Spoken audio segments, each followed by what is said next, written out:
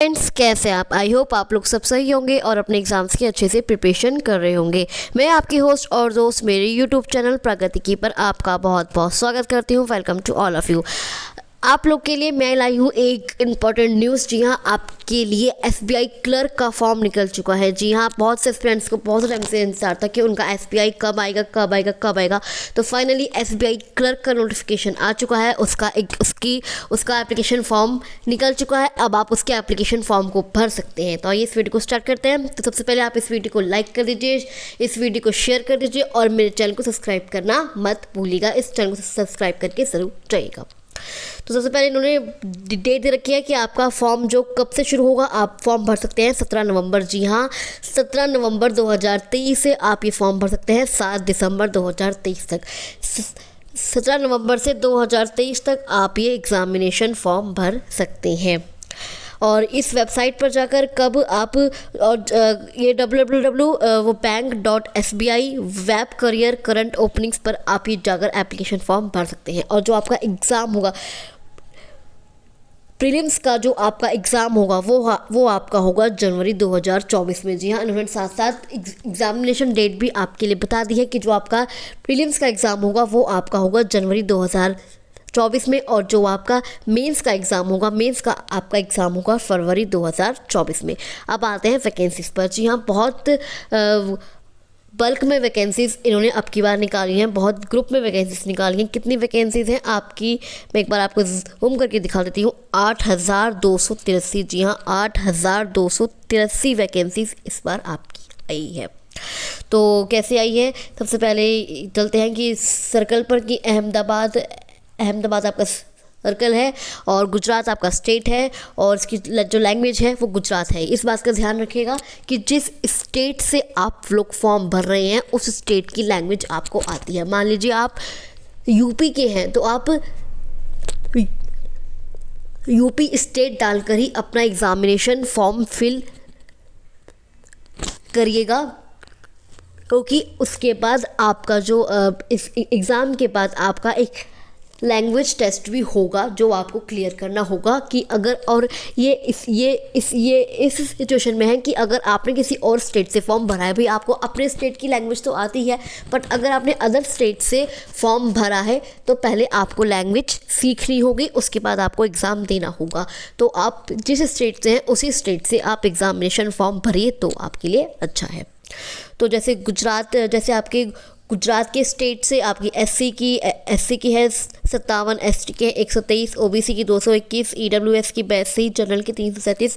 तो कुल मिला के आपकी 820 टोटल पोस्ट है अहमदाबाद सर्कल से। उसके बाद चंडीगढ़, फिर चेन्नई सर्कल में आपके एक तो तमिलनाडु स्टेट है और पांडिचेरी स्टेट है, और इसकी जो लैंग्वेज है वो आपकी तमिल है। तो और आपका एससी की है 32, एसटी की है 1, और ओबीसी की है 46, ईडब्ल्यूएस की है 17 और जनरल की है 75। तो टोटल आपकी 171 पोस्ट है। Jaipur, new Delhi, north eastern, Patna, Thiruvananthapuram, तो ये है आपकी तो ये है पोस्ट। तो आप देख लीजिए कि आपको कौन से पोस्ट से आपको ये है कि लखनऊ, दिल्ली या आपकी उत्तर प्रदेश स्टेट की है। ये आपकी लैंग्वेज आपको पता ही है, हिंदी या उर्दू। और एससी के 373, एसटी की है 17, एससी की है 373, एससी की है 373, एसटी की है 17, ओबीसी की कितने 480, जनरल की ईडब्ल्यूएस की 178, और जो जनरल की है वो है 737। तो कितनी पोस्ट है सबसे ज़्यादा आपकी लखनऊ दिल्ली की ही पोस्ट है 1781। जी 1700 आपकी 81 कुल पोस्ट है। तो टोटल मिला के आपकी कितनी है 8283 आपकी वैकेंसी है। बहुत बड़ी संख्या में वैकेंसी है, तो इसका आप पढ़ाई अच्छे से कर लीजिएगा। उसके बाद हम आते हैं अगले पॉइंट पर आते हैं। फिर इन्होंने दे रखा है एकेडमिक क्वालिफिकेशंस कि आपके पास क्या क्या क्वालिफिकेशंस होनी चाहिए। और एक कब तक, ये आपके 31 दिसंबर 2023। जी हाँ, अगर आपने मान लिया अभी फॉर्म भरा है और आपकी ग्रेजुएशन अभी तक कंप्लीट नहीं हुई है तो आप ग्रेजुएशन 31 दिसंबर तक आपकी कंप्लीट हो जानी चाहिए। Graduation in any discipline from recognised university, आपके पास केवल क्या होनी चाहिए, आपके पास केवल ग्रेजुएशन होनी चाहिए, तो आप ये फॉर्म फिल कर सकते हैं आपके पास ये। दोस्त who are in the final year semester of their graduation may be also apply provisionally subject to the condition that if provisionally selected they will have to produce proof of having pass the graduation. क्या आपके पास proof होना चाहिए कि हमने अपनी जो graduation है वो 31 दिसंबर 2023 तक कंप्लीट कर ली है। आपके पास ये प्रूफ होना चाहिए, मार्कशीट हो, डिग्री हो, कुछ भी हो, आपके पास ये प्रूफ होना चाहिए। इसके बाद हम आते हैं एज की। आपकी एज क्या होनी चाहिए, नॉट बिलो 20 ईयर्स और नॉट अबव 28 ईयर्स, मतलब आप 20 साल से छोटे नहीं होने चाहिए और 28 साल से ऊपर नहीं होने चाहिए। कब तक, 1 अप्रैल 2023 तक this candidate must have not been earlier than, आपका जन्म जो है वो 2 अप्रैल 1995 से पहले नहीं होना चाहिए। और पहले नहीं होना चाहिए मतलब आप 28 साल से बड़े हो गए, और लेटर देन और नॉट लेटर देन 1 अप्रैल 2023, मतलब आप जो दोनों डेज आप इंक्लूड कर लीजिए। आप 20 साल से छोटे नहीं होने चाहिए, मतलब मिनिमम मान लीजिए, ये तो इन्होंने घुमा फिरा के दे रखा है, मिनिमम एज आपकी 20 साल होनी चाहिए और मैक्सिमम एज आपकी 28 साल होनी चाहिए। मतलब 20 से 28 साल आपकी एज होनी चाहिए। एज कितनी होनी चाहिए, 20 से 28 साल होनी चाहिए। और जो रिजर्वेशन दे रखा है SC ST में 5 साल का, OBC में 3 साल का, PWD में 10 साल का, PWD SC ST में 15 साल का, और EWD में OBC में 13 साल का इन्होंने रिलैक्सेशन दे रखा है। तो आप लोग देख लीजिएगा। मैं आपको केवल इम्पॉर्टेंट इन्फॉर्मेशन दूंगी और जो इम्पॉर्टेंट पॉइंट्स हैं उसके बारे में ही आपको बताऊंगी। उसके बाद list of medium examination according to state applied for, मैंने कहा था ना कि आप उसके हिसाब से देख लीजिएगा कि आप कौन से स्टेट से फॉर्म भर रहे हैं। ये उनकी लैंग्वेज रखी है, जैसे आपकी अंडमान निकोबार की जो लैंग्वेज है वो कौन सी है, हिंदी और इंग्लिश। अगर आप अंडमान निकोबार से फॉर्म भर रहे हैं तो आपको ये इंग्लिश और हिंदी लैंग्वेज आनी चाहिए। दिल्ली से फॉर्म भर रहे हैं तो इंग्लिश और हिंदी, गुजरात से भर रहे हैं तो हिंदी, इंग्लिश और गुजराती, केरला से भर रहे हैं तो हिंदी, इंग्लिश और मलयालम, ऐसे आप उड़ीसा से कर रहे हैं, उड़ीसा से फॉर्म भर रहे हैं तो हिंदी, इंग्लिश, उड़ीसा, और अगर वेस्ट बंगाल से कर रहे हैं तो हिंदी, इंग्लिश और बंगाली आपको लैंग्वेज आनी चाहिए। अन्यथा आपको एक टेस्ट देना पड़ेगा, लैंग्वेज प्रोफिशिएंसी टेस्ट, और उसको आपको क्वालिफाई करना होगा। उसके बाद आता है सिलेक्शन प्रोसेस पर कि इसका सिलेक्शन प्रोसेस क्या होता है। इसमें कोई आपका इंटरव्यू नहीं होता, सबसे पहले आपका प्रीलिम्स का एग्ज़ाम होता है, उसके बाद आपका मेंस का एग्ज़ाम होता है। तो प्रीलिम्स का एग्ज़ाम कैसे होता है, online prelims exam consisting of objective test for 100 marks will be conducted online. ये आपका क्या है, ये आपका ऑब्जेक्टिव टेस्ट है, मतलब आपके MCQs बेस्ड क्वेश्चंस आपके आते हैं, 100 नंबर के आपके क्वेश्चंस होते हैं और 1 घंटे का टाइम आपको दिया जाता है। 1 घंटे का टाइम आपको दिया जाता है। 3 सेक्शन होते हैं, कौन से, English, Hindi, English language, numerical ability और रीजनिंग एबिलिटी। ये देखिए, इंग्लिश का, रीजनिंग का और क्वांटिटेटिव एप्टीट्यूड, ये आपके 3 सेक्शंस होते हैं। ये आपके 3 सेक्शंस होते हैं और ये आपका मीडियम ऑफ एग्ज़ाम जो आपका इंग्लिश का है वो तो आपको इंग्लिश में ही आएगा, पर आपको एप्टीट्यूड और रीजनिंग में आपको वो दी जाती है कि आप हिंदी में देना चाहते हैं या इंग्लिश में देना चाहते हैं। तो नंबर ऑफ क्वेश्चंस कितने हैं, इंग्लिश आपकी 30 नंबर की आएगी, न्यूमेरिकल एबिलिटी आपका 35 नंबर का आएगा और रीजनिंग आपकी 35 नंबर की ही आएगी। तो और आपका कितने मिनट का है, 20 मिनट 20 मिनट और 20 मिनट, तो कुल 1 घंटे का आपका एग्ज़ाम होगा और 100 क्वेश्चंस आपके होंगे और 100 नंबर का ही आपका एग्ज़ाम होगा। 100 नंबर के आपके क्वेश्चंस होंगे, 100 मार्क्स का आपका एग्ज़ाम होगा और 1 घंटे का आपका एग्ज़ाम होगा। और जो आपके नेगेटिव मार्किंग होगी वो कितनी होगी? 1/4। जी, अब 1/4 आपकी नेगेटिव मार्किंग होगी। 1/4 आपकी नेगेटिव मार्किंग होगी अगर आपके 4 क्वेश्चंस गलत, अगर आपके 4 क्वेश्चंस गलत हो गए तो आपका 1 नंबर काट दिया जाएगा। उसकी बात है मेंस एग्ज़ाम के पैटर्न पर। मेंस एग्ज़ाम के जो आपके टॉपिक होते हैं वो कौन कौन से होते हैं? जनरल और फाइनेंशियल अवेयरनेस, मतलब जो आपकी जीएस होती है, जनरल इंग्लिश, क्वांटिटेटिव एप्टीट्यूड और reasoning ability and computer aptitude. ये आपके 4 सेक्शंस होते हैं मेंस एग्ज़ाम के लिए। और जो आपका जनरल और फाइनेंशियल अवेयरनेस है वो आपका 50 नंबर का आता है और 50 मार्क्स का ही आपका 50 मार्क्स का ही आपका ये टॉपिक है। जनरल इंग्लिश 40 क्वेश्चंस होते हैं और 40 मार्क्स का ही आपका टॉपिक है। क्वांटिटेटिव एप्टीट्यूड 50 क्वेश्चंस होते हैं और 50 नंबर का होता है। और reasoning ability and computer aptitude आपका 50 क्वेश्चंस होते हैं और 50 और 60 नंबर का आपका ये टॉपिक होता है। और कितना टाइम मिलता है? 2 घंटे 40 मिनट। जी हाँ, आपके 190 आपके क्वेश्चंस होते हैं। कितने? 190 आपके क्वेश्चंस होते हैं। 200 मार्क्स का आपका ये एग्ज़ाम होता है और 2 घंटे 40 मिनट। जी हाँ, 2 घंटे 40 मिनट का आपका ये एग्ज़ाम होता है। 2 घंटे 40 मिनट मतलब 2.5 घंटे का आपका ये एग्ज़ाम होता है। मेंस एग्ज़ाम का होता है 35 मिनट, 45 मिनट। जो जनरल और फाइनेंशियल अवेयरनेस है वो आपकी 35 मिनट में आपको कंप्लीट करना होता है। जनरल इंग्लिश आपका 35 मिनट में कंप्लीट करना होता है। क्वांटिटेटिव एप्टीट्यूड में आपको 45 मिनट मिलते हैं पूरा करने के लिए और रीजनिंग एबिलिटी और कंप्यूटर एप्टीट्यूड में आपको 45 मिनट ही लगते हैं आपको पूरा करने के लिए। तो ये है आपका मेंस एग्ज़ाम का pattern. There will be negative marking for wrong answers. इसमें भी आपकी 1/4 की ही आपकी नेगेटिव मार्किंग है। 4 क्वेश्चन अगर आपने गलत किए तो आपका 1 नंबर काट दिया जाएगा। और प्रीलिम्स में कितने? अगर आपको प्रीलिम्स, एक बात और, अगर प्रीलिम्स से मेंस में एग्ज़ाम के लिए कितने ज़्यादा बच्चे बुलाए जाते हैं? 10 गुना। जी हाँ, 10 गुना बच्चे बुलाए जाते हैं।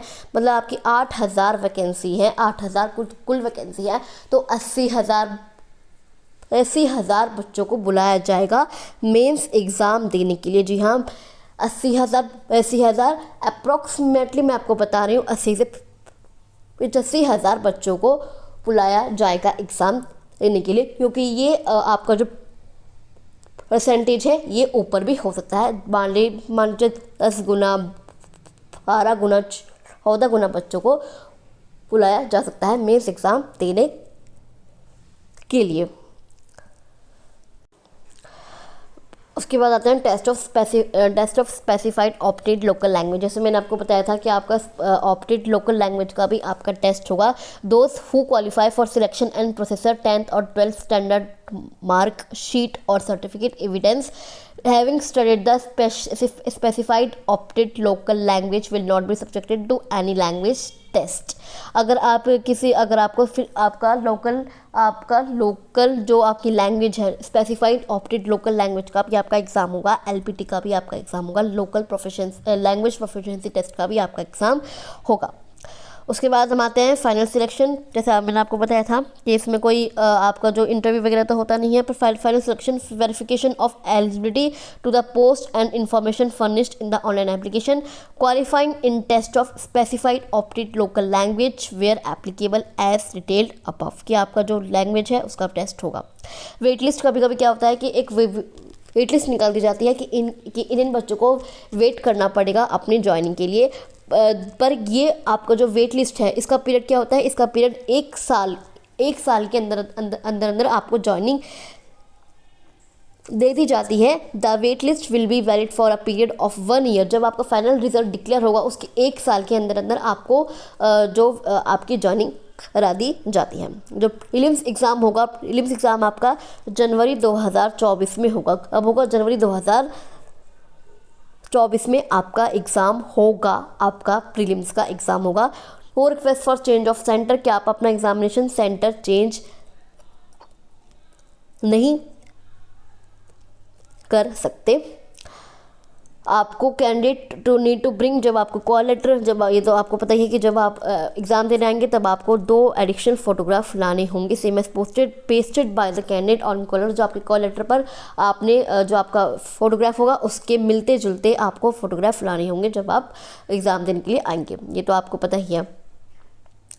प्री एग्जामिनेशन ट्रेनिंग आपकी होगी किनकी, जो SC ST कैटेगरी वाले हैं। Bank will arrange pre examination training for SC ST OBC ex serviceman और religious minority community candidates in consonance with the guidance issued by the government of India.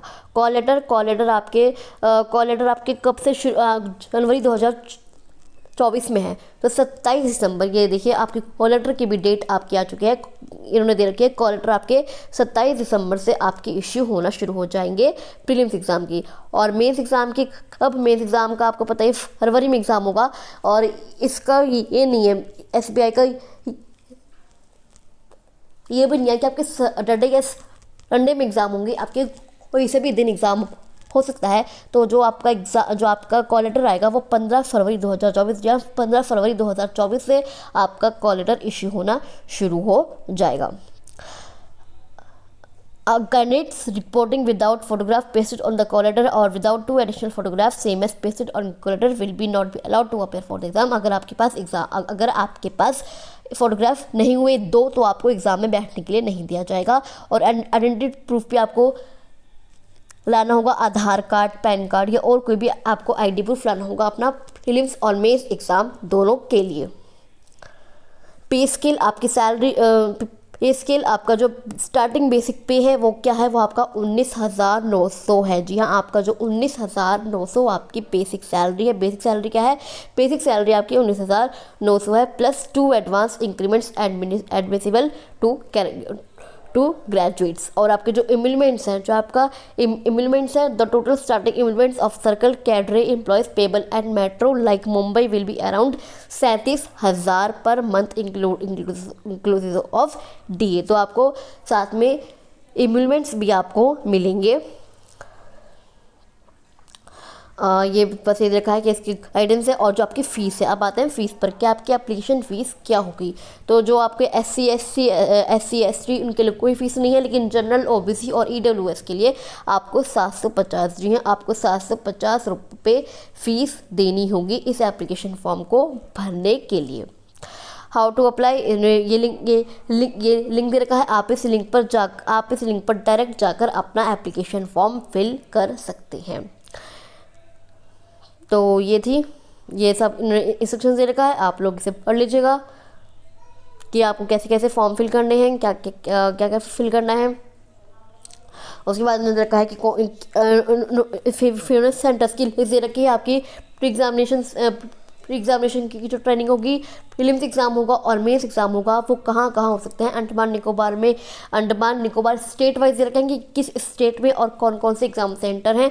तो जैसे बिहार में अर्रहा, भागलपुर, दरभंगा, गया, मुजफ्फरपुर, पटना, पूर्णिया, इनमें आपके एग्ज़ाम होंगे। ऐसे उत्तर प्रदेश में आगरा, अलीगढ़, बरेली, फजीलाबाद,